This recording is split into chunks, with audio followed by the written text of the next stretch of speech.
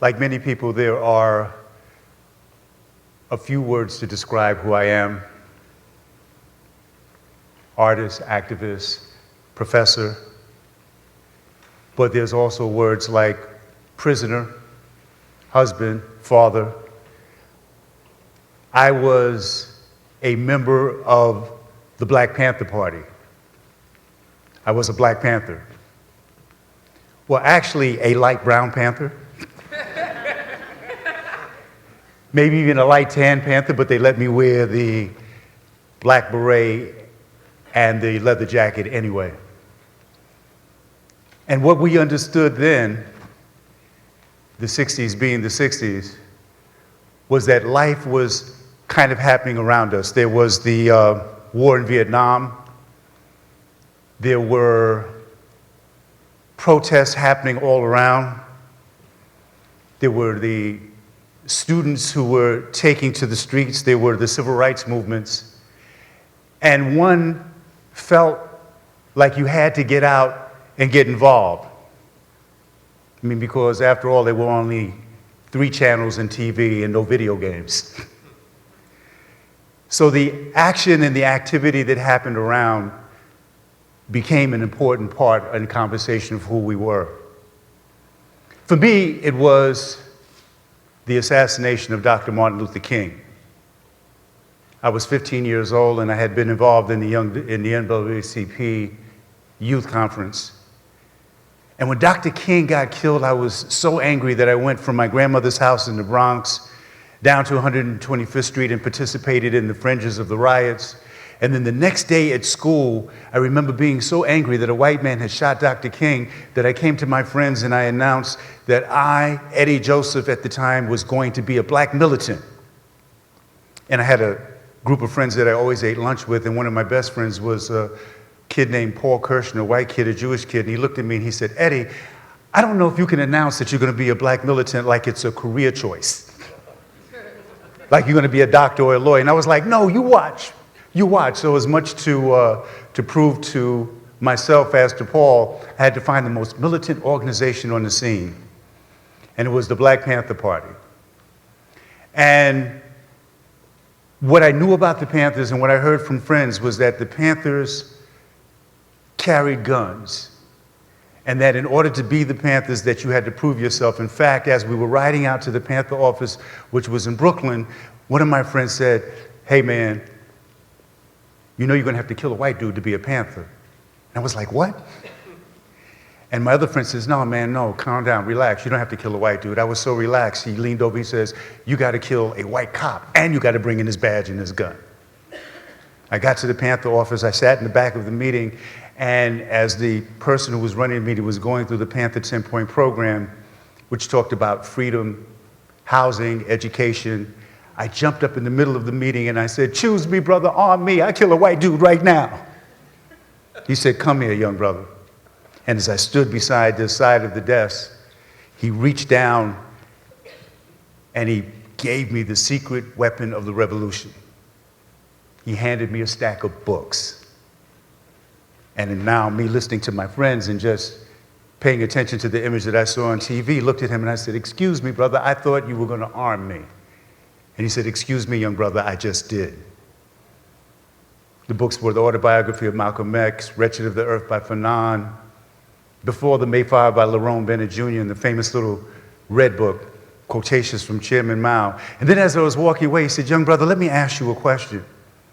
He said, "If all of the cops that are in the community that are beating people down, brutalizing people were black, and the people being beat down were white," he said, "if all of the store owners that are ripping the community off with high prices, spoiled meat, rotten vegetables, if they were black and the people being exploited were white," he says, "and everybody that was in power, the politicians, the generals, everybody oppressing the people, if they were all black and the people being oppressed were white, would that make things correct?" And I said, "No, brother, this seems like it would still be wrong." And for the first time, he smiled. He said, "That's right."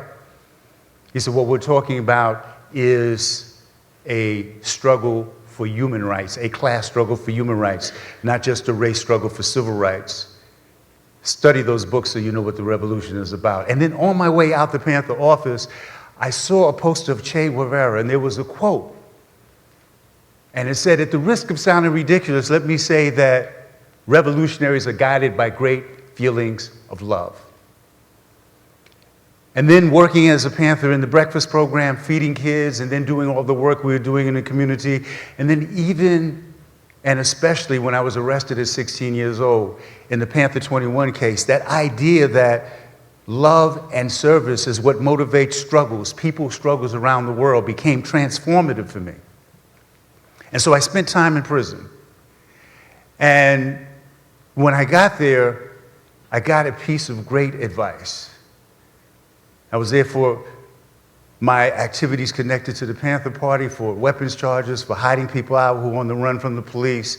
And as I sat in the big yard, an older prisoner came to me, and he said, "Young blood, I want to give you a piece of advice." He said, "You can serve this here time, or you can let this here time serve you."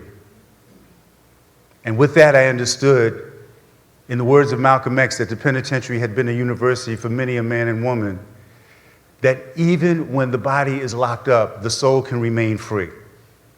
So I began to write, I began to take college courses, I formed a theater company. In fact, some guys had found out that I had done some poetry and other stuff in the Black arts movement, and they said, "Hey man, we want you to do a Black History Month play." So I got a couple of the Black prisoners, and prisons segregated themselves. So there was the Black part of the yard, the Latino part of the yard, the white part of the yard. And as I'm rehearsing, two of the guys, the leaders of the Mexican gang, came in and sat in on the rehearsal. And everybody was nervous because these guys had beef. These guys had gotten extra time for fighting other prisoners. And we were like, who's the beef with? And I'm rehearsing with my guys. We're looking out the corner of the eye. And finally, the leader of the Mexican crew came up to me and said, "Yo, S.A., I want to talk to you." And I was like, oh, damn, it's me. I knew doing theater in prison was a bad idea. Somehow I violated the convict code, and he pulled me to the side, and he says, "I've been sitting here for about 10 minutes, and I want to tell you something. That guy you're working with, S.A., that effing guy, he's not feeling his character." So I made him part of it and wrote him into the story, into the narrative. And he made his friends came. Then the white prisoners came up to see what was going on. And their toughest guy was a guy named Reb, short for Rebel. Reb was like 6'3", 250 pounds of muscle, a 6th-degree black belt. Reb came up. And then when he came back from the rehearsal, all of his guys surrounded him in the white part of the yard. And they said, "Reb," they said, "you was up there with the blacks and Mexicans?" Reb said, "Yep." And they said, "Well, what are they doing, Reb?" He said, "A play." And they said, "Well, Reb, what did you do about it?" Reb said, "Well, they give me a part." And we formed our own section of the yard. Black, white, Latino, Native American, doing theater, telling our own stories. And so wherever we are, we're all doing time, and wherever we are, no matter what the constituencies are and what the separations are, we can form our own section of the yard. It's interesting how sometimes we have to be locked up and taken away to understand what real freedom is and what real transformation is. And so I began to understand that you could use the creative arts and education for the power of social change. Gil Scott-Heron had a great song called "The Revolution Would Not Be Televised." It's a great poem and a great song where he talks about the revolution would not be televised. And I listened to that, but when I got in prison and started doing theater and started doing poetry and started going to school, I was like, the revolution may not be televised, but maybe we can get a commercial on the air. Maybe we can talk about this thing called human rights and use these things to communicate what was going on. I remember as a young Panther coming to Columbia University, and the students would shut the campus down when anything was going on. It would be the anti-war movement if there was a police shooting. The students at Columbia would shut it down. It was like the hotbed for revolutionary struggle. And then the Panthers would come, and we would always speak, and usually we would be the last speakers. And at time I was out on bail on a case known as the Panther 21 case. And I would give my speech to all of the students. There'd be like 5,000 students and community folks. And I would have that 60s cadence, and I would go, "Brothers and sisters, if Columbia University doesn't recognize that the war in Vietnam is a war of capitalist exploitation, and they don't recognize that the United States military is occupying Vietnam the way the New York City Pig Department is trying to occupy this campus and brutalizing people in Harlem, then you do much more than just take this campus over there, brothers and sisters. You need to burn the damn place down." And the students, of course, would be cheering, yeah, burn it down.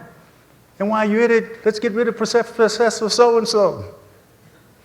That was the spirit of the time. That was the activism that happened. People saw that colleges were connected to community, community was connected to colleges, and people had those kind of ongoing conversations and protests. And when I was released, I understood that the work had to continue. About the time that I was in prison, there were about 500,000 people in prison in the United States. We were number 3 behind the Soviet Union and South Africa. Now, some 27 years later, we're number 1 with 2+ million people locked up. The degrees that I got in college, that I got when I was in Leavenworth, you can't get in many prisons because as they build more prisons, they cut the educational funding.